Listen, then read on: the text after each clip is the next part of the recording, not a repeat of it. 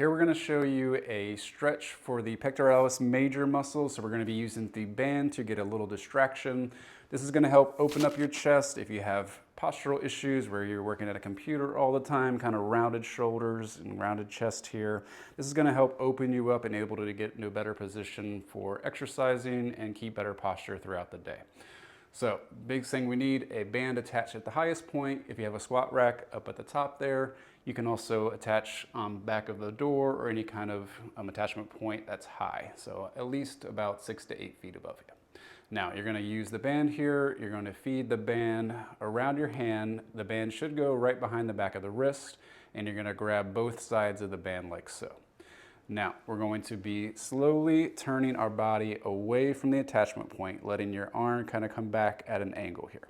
Now, we want to kind of keep good posture. You want to try to keep your back nice and straight, chest nice and high, and then we want to kind of slowly externally rotate your shoulder here. So that forearm and your elbow pit here should be facing towards the ceiling, not turned down or internally rotated. So we want to bring that shoulder kind of down and back, as well as the shoulder blade down. Now, in order to get a little bit more regressive stretch, all you're going to do is slightly kind of lean forward here, just till you feel a good, strong, comfortable stretch, and hold. We never want to go into it too quickly. You want to ease into it nice and slow to let your tissues slowly relax into the stretch. Here we want to try to hold a minimum of 30 seconds up to a minute or two.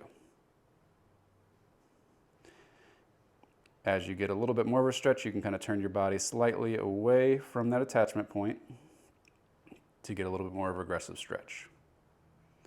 Now, there are a lot of nervous system structures, a lot of nerves that run into the front of the shoulder here.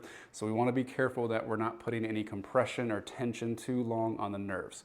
So if you do start to feel any numbness or tingling going down to the arm, I want you to come immediately out of the stretch. Let it go away for a few minutes, and then you can try to go back into it at a slightly different position.